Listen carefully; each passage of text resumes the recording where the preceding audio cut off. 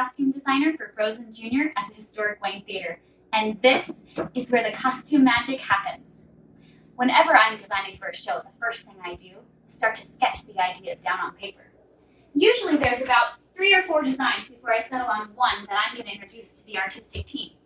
Usually the creative team consists of the director, assistant director, sometimes the executive director. Once I have approval of my designs from them, then I can get to work. The first place I go is secondhand stores. I'm going to show you one of the costumes today that I've designed for Frozen Jr. This is the King's jacket. This originally was a man's suit coat that I got for $3 at Goodwill. By taking off the buttons, lifting up the collar, adding fabric down the front, and certain embellishments to make it look like a king's jacket, we now have Anna and Elsa's father.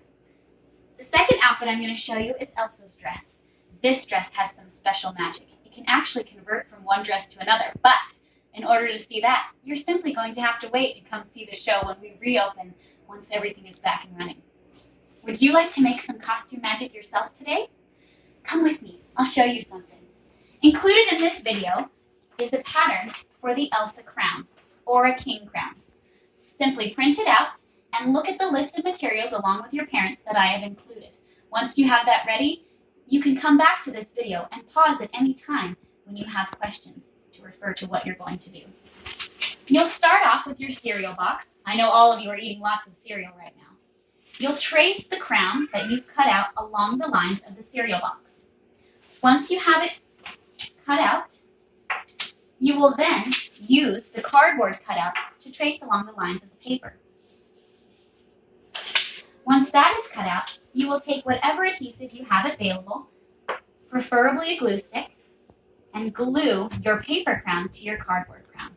Next, you'll follow the pattern to poke holes on either side of the crown. And then this is where your creative genius comes in.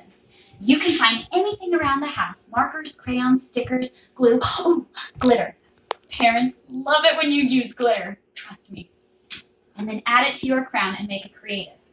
Finally, the last step, after you've let your crown dry, you're going to take ribbon, tie it through the holes on either side, and then voila, you'll tie it to your head, just like the one you see on mine, and like the ones you'll see on my special guests. Come here, special guests. We have been working hard on our Elsa crowns today. Can you show them what you created?